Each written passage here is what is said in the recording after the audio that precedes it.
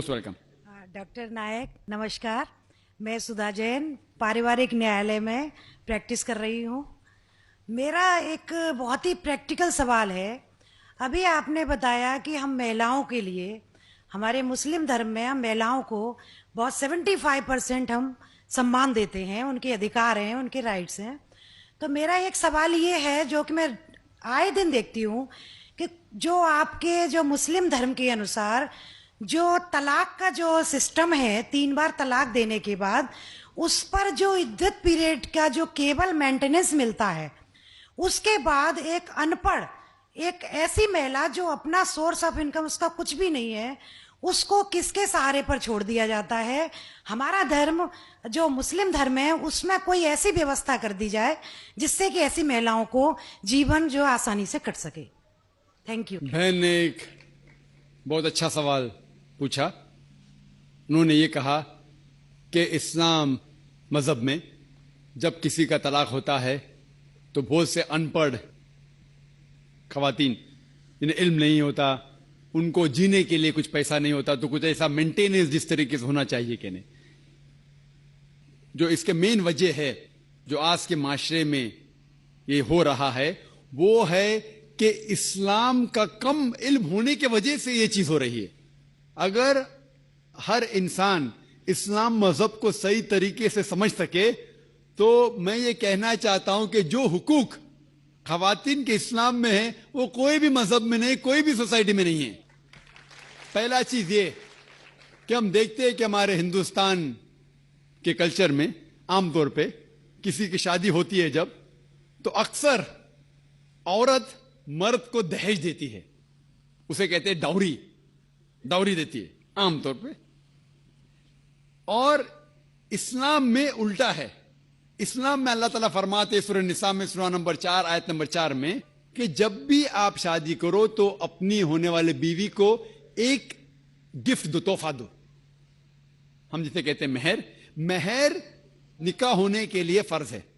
हमारे इस देश में आमतौर पे उल्टा होता है कि वो औरत होने वाले मर्द को दहेज देती है और मार्केट के ऊपर डिपेंड होता है। अगर वो डॉक्टर है तो मांगेगा 1 करोड़ रुपया या 10 लाख, डिपेंड कौन से इलाके से आता है। इंजीनियर है तो 5 लाख, ग्रेजुएट है तो 1 लाख, जैसे भेड़ बकरियों का बिकते हैं। और अफसोस की बात है कई मुसलमान भी इसको अमल करते हैं, बिल्कुल गलत है। इस्लाम में दहेज लेना औरत से जबरदस्ती बिल्कुल हराम है। उल्टा होने वाले शोहर को महर देना चाहिए और अपने बराबर का महर देना चाहिए। लेकिन अफसोस की बात है कि दहेज लेना छोड़िए, अगर हिंट भी देना, दहेज को हिंट देना कि मेरा बेटा मर्सिडीज कार में घूमना चाहता है, हिंट दे रहे कि उसको दहेज में मर्सिडीज कार चाहिए। मेरे बेटे को 4 बेडरूम फ्लैट में रहने की आदत है, इंडिकेशन, हिंट दे रहे कि मुझे दहेज में 4 बेडरूम का फ्लैट चाहिए। ये बिल्कुल इस्लाम में हराम है। जबरदस्ती मांगना, अगर खुशी से, अगर उस लड़की के वालिदैन कुछ देना चाहते तो आप ले सकते खुशी से, जबरदस्ती आप ले नहीं सकते ना। आप उसको हिंट दे सकते कि मुझे फ्लैट दो या पैसा दो। इस्लाम में उल्टा है। इस्लाम में औरत को महर मिलता है शादी में, और महर निकाह होने के लिए फर्ज है। और महर ये खुद औरत भी तय कर सकती है कि मैं तुमसे शादी करूंगी जब तक आप मुझे 1 लाख रुपया नहीं देंगे। वो अलग बात है कि वो गरीब शौहर है, गरीब आदमी बोलेगा मैं 1 लाख नहीं है, आप कोई दूसरे मर्द को ढूंढो, मैं दूसरी लड़की को ढूंढूंगा, ये भी जायज है। तो वो लड़की दूसरे शौहर को ढूंढेंगी, ठीक है ना। लेकिन वो कह सकती मुझे 1 लाख चाहिए, 5 लाख चाहिए, 10 लाख चाहिए, कुछ भी कह सकती है। अगर शौहर के पास कुवत है वो देगा, नहीं कुवत है तो नहीं देगा। इसीलिए अरब मुमालिक में लड़की लोग इतना डिमांड करते हैं कि उनको अरब खवातीन से शादी करना मुश्किल पड़ जाता है, क्योंकि वो जानते हैं अपने हुकूक को। सूरह निसा की सूरह नंबर 4 आयत नंबर 20 के आयत में लिखा है कि आप उन्हें सोने का पहाड़ भी दे सकते हैं मेहर में, और आप उसे एक आयत भी सिखा सकते हैं, वो भी मेहर है।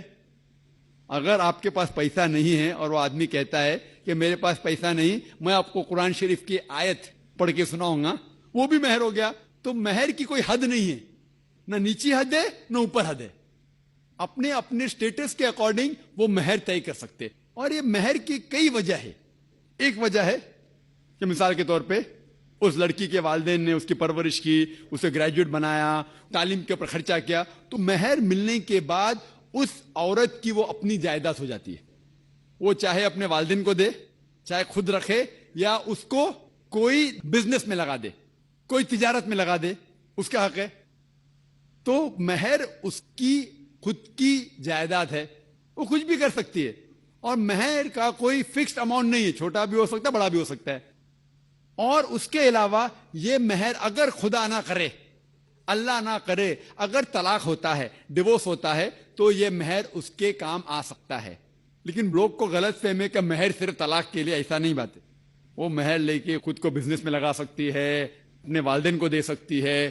اور جہاں تک کہ اس کا خود کا سوال ہے, اسلام کے اندر جتنے فائنینشیل ایسپیکٹس ہے خرچہ اس کا, شادی کے پہلے ذمہ داری ہے اس کے والد کی اور اس کے بھائی کی, شادی کے بعد ذمہ داری اس کے شوہر کی اور اس کے بیٹے کی. آل فائنینشیل ایسپیکٹس, لاڈجنگ, بورڈنگ, کلوتھنگ, کھانا پینا, کپڑا, سب اس کو کمانے کی ضرورت نہیں.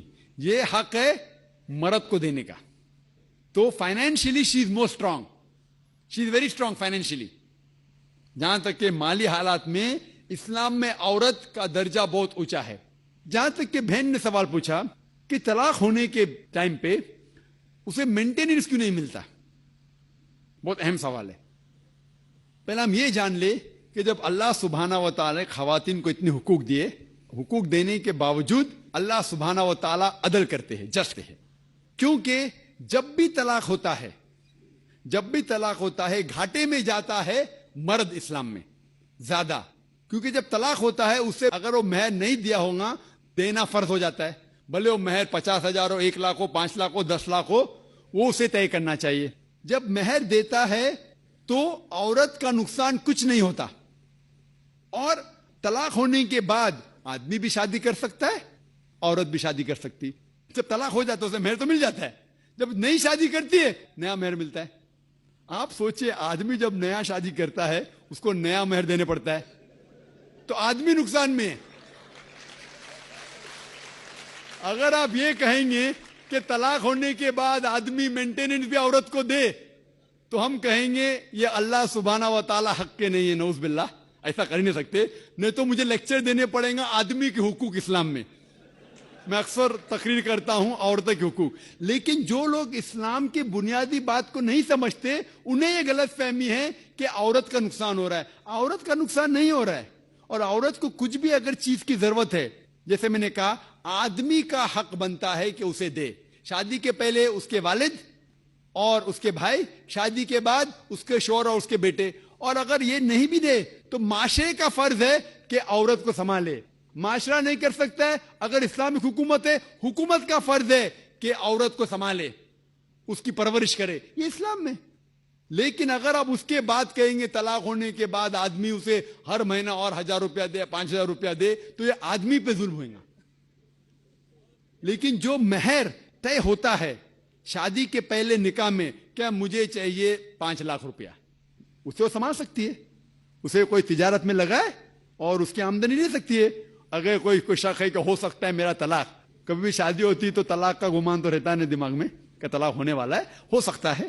لیکن اس کے لیے اسلام نے اسے الحمدللہ کئی چیزیں سے حفاظت کی ہے. تو مہر جو ہے اسے کئی فائدے ہیں. اور اس کے باوجود حدیث محمد صلی اللہ علیہ وسلم کی کہ اگر کوئی آدمی اپنی بیٹی جس کا طلاق ہوتا ہے اس کی حفاظت کرتے تو بہت ثواب ملتا ہے.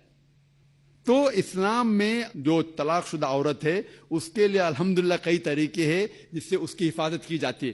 جو آپ جو کہہ رہے ہیں وہ یہاں کے معاشرے کے بارے میں کہہ رہے ہیں, تو میں کہتا ہوں کہ یہاں کے خواتین کو اپنے حقوق خود پتہ نہیں, ان کی غلطی ہے, اسلام کی نہیں.